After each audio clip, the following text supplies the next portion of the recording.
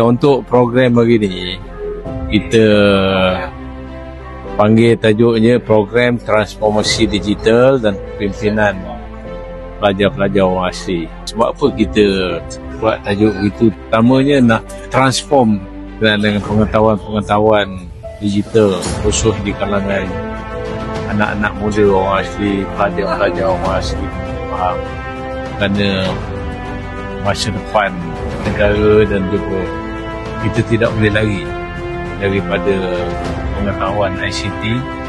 Melalui orang tua ni, transformasi digital ni sekarang, kita memang sungguh-sungguh, kerajaan negeri memang sungguh-sungguh nak mendedahkan anak-anak orang asli bermula daripada sekolah rendah dengan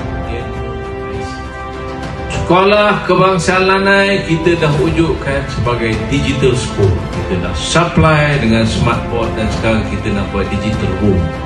Kerajaan Negeri Pahang ni, Datuk Seri Wan Rosdi memang sungguh-sungguh ingin melihat orang asli di Pahang ni dibangunkan. Orang-orang negeri lain hari ni nak datang ke Pahang, nak belajar dengan kita di Pahang. Jadi akhirnya harapan saya, belajarlah sungguh-sungguh. Jangan main-main. Beli satu komputer bukan senang. Hari ni di negeri Pahang ni anak-anak orang asli bukan yang baru masuk je. Yang hak lama-lama pun semua yang dah belajar tak ada komputer, semua kita bagi. Marilah kita bersama-sama, khususnya untuk nak membina satu tamadun baru orang asli.